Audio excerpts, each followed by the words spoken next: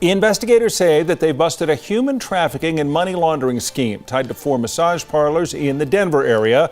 We've been conducting an investigation into some illicit massage parlors in the city of Tuscaloosa and in Northport for about 18 months or so. Customs agents say they arrested dozens of Venezuelan gang. We ask for everybody to do continued support of that because it is not stopping. These are 24/7 operations, and we're going to carry the agenda of this administration forward. The night was alive with electricity, a hum of danger crackling beneath the surface of America's glittering cities. At 11:20 p.m., under the blood-red glow of Chinatown's neon signs, and hours later in the pulsing heart of Las Vegas, the FBI and ICE unleashed a storm that would shake the underworld to its core. What began as whispers of illicit operations, massage parlors hiding cages, casinos laundering blood money, erupted into a coordinated strike that exposed a $2.4 billion network of fentanyl, human trafficking, and money laundering stretching from Denver to the Gulf of Mexico, from Vegas to Venezuela. This wasn't just a raid. It was a declaration of war against cartels, gangs, and the corrupted systems they hid within. The United States, backed by its military might and unrelenting resolve, had drawn a line in the sand. And when America strikes, it strikes like thunder. The Chinatown Inferno, Operation Iron Lotus. The clock struck 11:20 p.m. in Denver's Chinatown, where the neon lights cast long shadows across empty streets. Silence shattered as 3 flashbangs erupted in sequence, their thunderous roars splitting the night. I think that's a very important step by the government and also by the private sector. Glass rattled, smoke billowed, and chaos descended. Black-clad FBI and ICE agents stormed the Lotus Spa, rifles raised, voices slicing through the roar. "Federal agents, don't move!" Inside, the hallway exploded with light. Doors were kicked open, screams echoing off the walls as tactical teams moved like a single, unstoppable machine.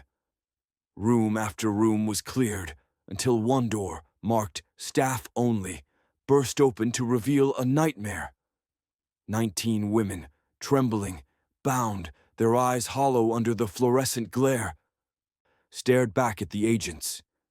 Their passports were gone, stolen by captors who watched their every breath through cameras hidden in vents. This wasn't a spa. It was a cage. In the back office, evidence teams tore open boxes labeled massage oil and froze.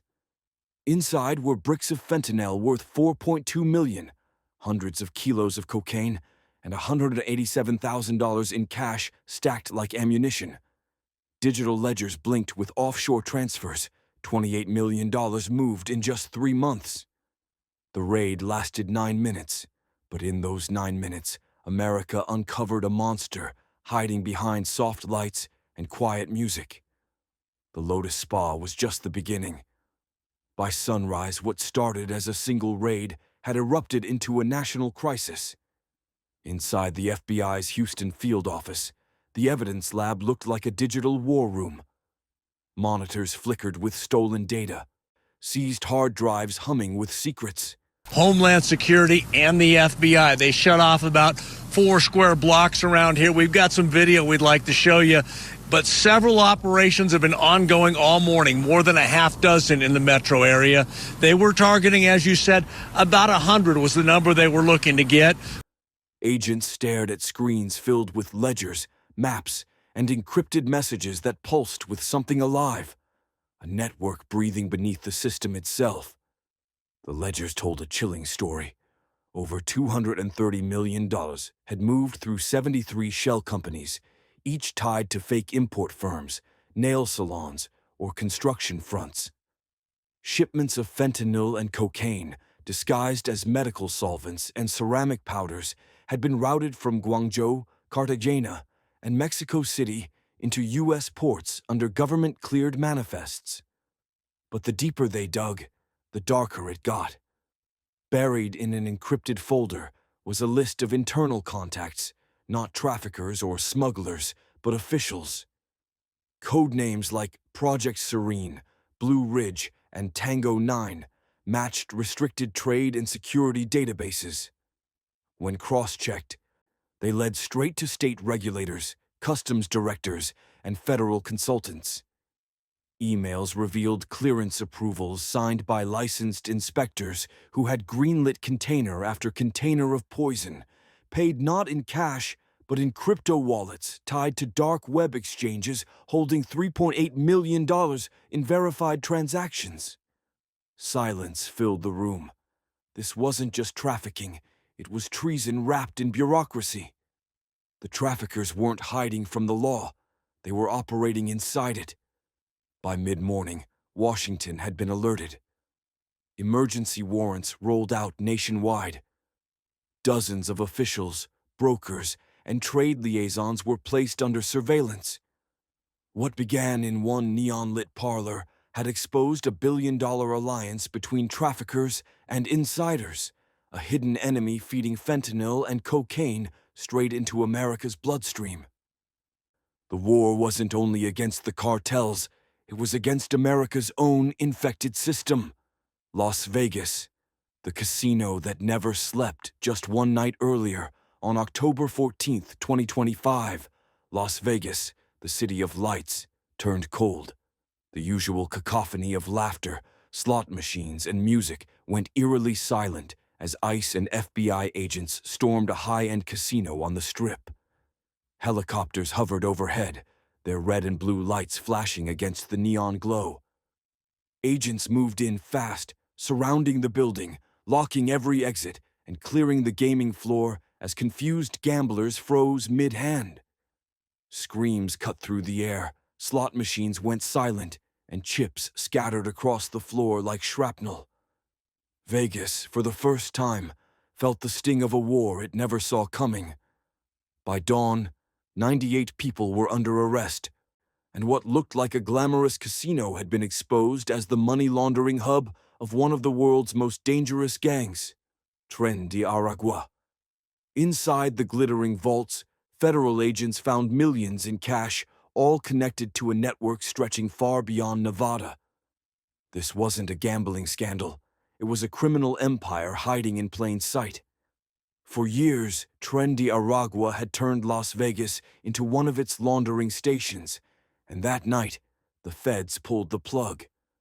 Tren de Aragua wasn't born in Vegas's neon jungle. Its roots lay in Tocaron prison in Venezuela, where a small group of inmates running smuggling operations evolved into a disciplined, global machine.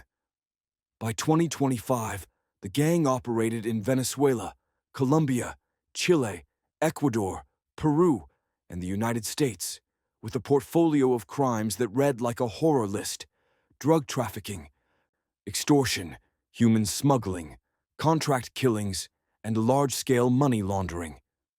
U.S. officials labeled them a terrorist-level threat, some calling them a wealthier, more disciplined version of MS-13. While law enforcement focused on border crossings and drug routes, Tren de Aragua was already inside, not in dark alleys, but in luxury apartments and suburban developments, blending into everyday American life. The casino operation was a masterpiece of deception. Cash from the gang's operations was broken into small chunks and distributed among players who gambled just enough to make transactions look real.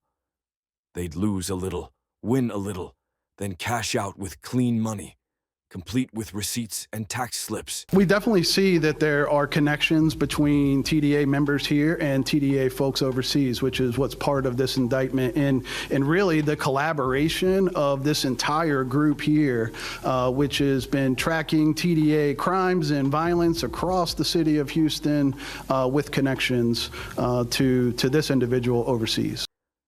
Fake winners, rigged jackpots, and ghost accounts turned dirty cash into legal tender. The casino's financial logs glowed red with irregularities, sudden jackpot spikes, unexplained credit flows, and VIP accounts that didn't exist. Some transactions dated back to 2022, revealing a 3-year criminal masterpiece that turned the heart of America's entertainment city into a multi-million-dollar laundering system. the syndicate and the gang, a converging threat. As the raids unfolded, a chilling truth emerged. The Lotus Spa and the Vegas Casino weren't isolated operations. They were nodes in a vast, interconnected web. The Jade Serpent Syndicate, orchestrating the Chinatown trafficking ring, and Trendy Aragua, running the casino's laundering empire, were linked by a shared reliance on corruption, cryptocurrency, and global supply chains. Both exploited America's systems, its ports, its banks, its bureaucracy, to fuel their empires. And both had burrowed deep, hiding behind the veneer of legitimate businesses. In Houston, analysts pored over mountains of evidence, hard drives, flash drives, and crypto wallets stacked like ammunition. A video clip from a destroyed laptop changed everything. The footage showed a cargo bay filled with metal cages, men in tactical vests shouting orders in Mandarin and Spanish. A faint GPS tag in the corner pointed to a derelict freight complex on the outskirts of San Antonio, Texas, 2953 North, 98.37 West. Customs data flagged 3 incoming containers labeled industrial solvents, but infrared scans from a Department of Energy satellite revealed chemical heat signatures consistent with fentanyl processing. Deeper scans showed cocaine residue packed into shipping crates. The shipments, the payments, and the voices all pointed to one command hub, a $2.4 billion narcotics and human trafficking fortress controlled by the Jade Serpent Syndicate. Meanwhile, in Las Vegas, the FBI uncovered a digital trail that looked like something out of a spy movie. Encrypted networks, offshore bank connections, and accountants working for Trendy Aragua had turned the casino into a financial black hole. A $3 million reward was announced for Giovanni Vicente Moscara Serrano, the gang's second-in-command, accused of orchestrating drug trafficking, extortion, and terrorism across the U.S. The gang's reach extended to at least 15 states, with smaller cells in 8 more, buying property, opening shell businesses, and building communities inside communities. Quiet, calculated, and deadly. Operation Iron Wave, the counter-strike. By nightfall on October 24, 2025, the U.S. was ready to strike back. The evidence was overwhelming. 10 terabytes of data, verified manifests, and visual proof of captives held by the Jade Serpent Syndicate. At 01:45 hours, the call came from Washington. Authorization granted. Execute Operation Iron Lotus across Texas. Engines ignited. 3 MH-60 Blackhawks lifted from a dark airfield, their rotors slicing the humid air like blades of thunder. FBI hostage rescue teams, ICE, and Delta Force operators rolled toward the San Antonio freight complex, a fortress guarded by foreign mercenaries and military-grade weapons. The desert exploded as flashbangs burst across the compound's perimeter. Gunfire answered instantly, wild, chaotic, automatic. Muzzle flashes blinked like lightning behind rusted shipping containers. Delta operators moved with surgical precision, clearing hallways, kicking down steel doors, and dragging captives from cages as ICE medics followed close behind. The air reeked of gunpowder, diesel, and sweat. A hidden turret opened fire from the mezzanine, sparks raining down until a sniper on Overwatch took the shot. 1 bullet, 1 collapse. Inside the command room, agents found servers humming, walls plastered with routing maps and offshore accounts, proof of a $2.4 billion empire built on misery. By 03:41 hours, the compound was a smoldering ruin, walls shredded, crates burning, bullet casings blanketing the ground. 29 suspects were captured, 7 neutralized, every hostage alive. As the Blackhawks lifted off with the rescued, the horizon glowed orange with the fire left behind. The mission lead removed his headset, voice steady over the comms. Target secured, America has reclaimed its own. The Jade Serpent Syndicate, once untouchable, had been crushed under the weight of U.S. precision and fury. But the war wasn't over. At 14:45 p.m. that same day, 2 B-2 Spirit stealth bombers lifted off from Whiteman Air Force Base, carrying 12 GBU-57 massive ordnance penetrators, each weighing 30,000 pounds, designed to pierce mountain fortresses. Their targets: 3 cartel drone hubs in the Sierra Madre Range, built with foreign assistance. Simultaneously, the USS Lassen and USS Hopper launched 22 Tomahawk Block 5 cruise missiles toward Veracruz and Tamaulipas, each carrying a 1,000-pound warhead and an electronic pulse module to wipe communications within a 60-mile grid. Satellite feeds showed streaks of fire arcing across the clouds before diving into the jungle. Seconds later, the mountains lit up white, detonations registering 3.4 on the Richter scale. Every data node, antenna array, and drone assembly unit was obliterated. By 15:07 p.m., all 3 sites went dark. 0 transmissions, 0 survivors. In Las Vegas, the crackdown continued. The FBI and ICE expanded their operations, targeting Tren de Aragua's financial routes. Bank accounts were frozen, casino executives questioned, and the Strip's never-ending buzz turned tense. The raid had crippled the gang's money laundering system, cutting millions in funding and exposing their deep roots across the country. The federal government labeled Tren de Aragua a foreign terrorist organization, granting agents the power to dismantle their global network. A $3 million reward for Serrano's capture sent a clear message. The feds were watching, and they weren't stopping. The aftermath: a new battlefield. By nightfall, the horizon was on fire. Smoke columns rose over Veracruz like dark monoliths, and the Gulf glowed red with oil slicks stretching 42 nautical miles. Operation Iron Wave had ended, but its consequences were just beginning. The Pentagon's live feed showed a graveyard of wrecks and craters where cartel fortresses once stood. Southern Command's report confirmed 29 targets destroyed, 73 drones neutralized, and 0 civilian casualties. Financial analysts estimated the cartel's losses at $2.8 billion, including 3 offshore refineries, 2 cyber relay stations, and 18,000 pounds of chemical precursors seized or destroyed. But beneath the victory lay a darker truth. Cyber Command uncovered a massive cryptocurrency transfer trail stretching through Caracas, Managua, and Bogotá, signaling a southward retreat. The enemy wasn't defeated, it was mutating.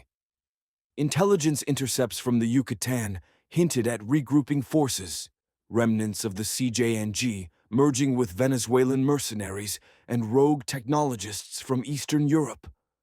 What began as a cartel war was evolving into a hybrid conflict, fought with code and gunpowder. In Las Vegas, panic rippled through the Strip. Casino owners tripled security, surveillance teams worked overtime, and high rollers canceled trips.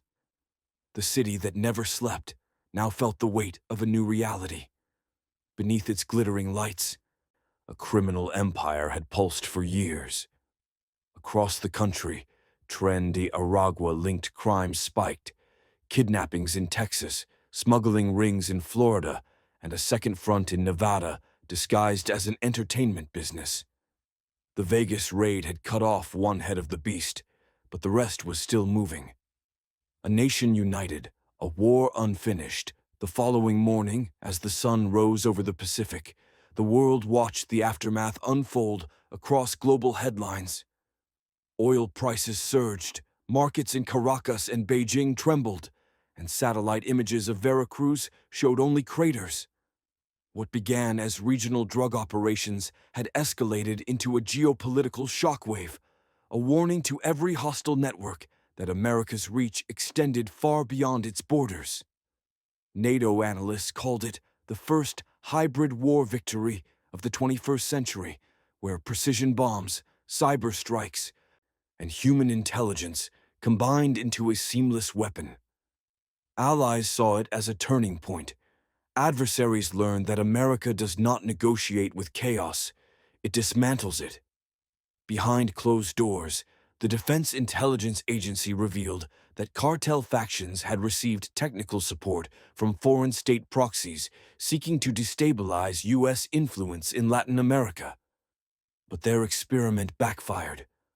The swift coordination between the Marines, Navy, DEA, and Cyber Command showcased a military machine capable of neutralizing multi-domain threats before they reached American soil.